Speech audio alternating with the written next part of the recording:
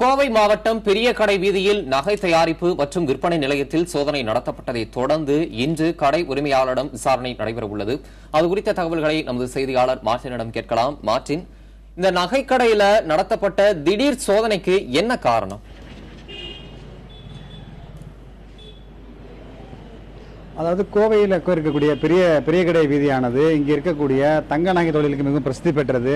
இங்கே இருக்கக்கூடிய ஒவ்வொரு கடைகளிலுமே கம்மல், மூக்குத்தி, செயின் இது போன்ற பொருட்களை தயாரிப்பதில் ஒவ்வொருவரும் தனித்திறமையுடன் வழங்குகிறார்கள். இதற்கிடையே கவுண்டம்பாளையம் தேர்தல் பறக்கும்படி அதிகாரிகளுக்கு நேற்று பிற்பகல் ஒரு தகவல் வந்திருக்கிறது. அதாவது கோவை பெரிய கடை வீதியில் இருக்கக்கூடிய ஒரு தனியார் கடையில், அதாவது முரளி என்பவர் உரிமையாளர் அந்த கடைக்கு, அந்த கடையிலே அவர் கம்மல் முரளி என்று அழைக்கப்படுவார். கம்மல், அதாவது காதில் அணியக்கூடிய கம்மலை ஒரு அதிகமாக உற்பத்தி செய்யக்கூடியவர். அவரிடம் ஒரு குறிப்பிட்ட அரசியல் கட்சியை சார்ந்தவர்கள் ஒரு மிகப்பெரிய தொகையை கொடுத்து கிட்டத்தட்ட 1 லட்சம் ஜோடி கம்மல் செய்து கொடுக்குமாறும் ஆர்டர் கொடுத்திருப்பதாக அவர்களுக்கு தகவல் கிடைத்திருக்கிறது. அந்த தகவலின் அடிப்படையிலே தான் தேர்தல் பறக்கும்படி அதிகாரிகள் நேற்று பிற்பகல் இங்கே வந்து சோதனை நடத்தியிருக்கிறார்கள். அவர்கள் வைத்திருந்த அலுவலகத்திலே, நகைக்கடை அலுவலகத்தில் வைத்திருக்கக்கூடிய அந்த ஆவணங்கள் எதுவுமே சந்தேகம் ஏற்பட்டதன் பேரிலே உடனடியாக தேர்தல் பறக்கும்படி அதிகாரிகள் வருவாய்த்துறையினருக்கும் மற்றும் வருமான வரித்துறை அதிகாரிகளுக்கும் தகவல் கொடுத்தார்கள். வருமான வரி துணை ஆணையர் ராணி காஞ்சனா தலைமையிலே இங்கே வந்த அதிகாரிகள் கடையை முற்றிலுமாக மூடிவிட்டு உள்ளே சென்று அந்த கோப்புகளை ஆய்வு செய்தார்கள். கிட்டத்தட்ட நள்ளிரவு இன்று அதிகாலை 1:30 மணி வரைக்குமே இந்த சோதனை நடத்தப்பட்டது.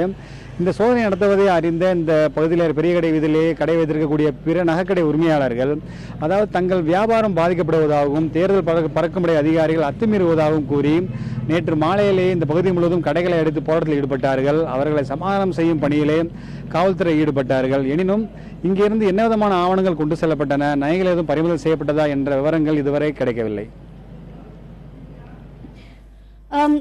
இந்த நகைக்கடையில் நடத்தப்பட்ட சோதனையில் தேர்தல் தொடர்பாக அரசியல் பிரமுகர்கள் கொடுத்த ஆர்டரின் பேரில் தான் இந்த கம்மல் உற்பத்தியானது தொடங்கப்பட்டது என்பதை உறுதிப்படுத்தும் விதமான ஆவணங்கள் ஏதேனும் சிக்கி இருக்கிறதா? ஒருவேளை இல்லை என்ற பட்சத்தில் இந்த விசாரணை திசை திரும்ப வாய்ப்பு இருக்கிறதா?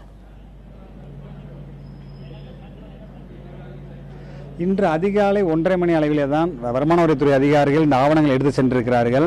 இங்கே நடத்தப்பட்ட கிட்டத்தட்ட 10 மணி நேரமாக நடத்தப்பட்ட இந்த சோதனை குறித்து மாவட்ட தேர்தல் அதிகாரியிடம் கேட்ட பொழுது தங்களுக்கு சந்தேகம் வந்ததன் அடிப்படையிலே வருமான வரித்துறை அதிகாரிகளுக்கு தேர்தல் பறக்கும்படி அதிகாரி தகவல் கொடுத்ததாகவும், இந்த ஆவணங்கள் அனைத்துமே வருமான வரித்துறை அதிகாரிகள் கட்டுப்பாட்டில் இருக்கிறது, எனவே தகவலை அங்கே சென்று கேளுங்கள் என்ற பதில் நமக்கு கிடைத்தது. வருமான வரித்துறை அலுவலகத்தில் நாம் விசாரித்த பொழுது இன்னும் விசாரணை நடைபெற்றுக் கொண்டிருக்கிறது.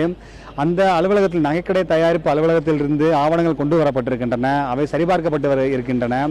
அவர்கள் கடையிலே வைத்திருக்கக்கூடிய தயாரித்த பொருட்களுக்கான ஆர்டர் கொடுத்தது எவ்வளவு, இவர்கள் எவ்வளவு தயாரித்திருக்கிறார்கள், யார் கொடுத்தார்கள் ஆர்டர், எவ்வளவு அட்வான்ஸ் பெறப்பட்டது என்பது போன்ற தகவல்களும் ஆவணங்கள் மூலமாக சரிபார்க்கப்பட்டு வருவதாக தெரிவித்தார்கள். மேலும் அந்த கடை உரிமையாளர் முரளியை இன்று பகலிலே அலுவலகத்துக்கு காத்திருப்பதாகவும், அவரிடம் தொடர்ந்து விசாரணை மேற்கொண்ட பின்புதான் உண்மைத்தன்மை வெளிப்படும், அதற்கு பின்பாக பத்திரிகைகளுக்கும் ஊடகங்களுக்கும் தகவல் தெரிவிப்பதாக அதிகாரிகள் தெரிவித்திருக்கிறார்கள். தம்பி தமிழரசன்.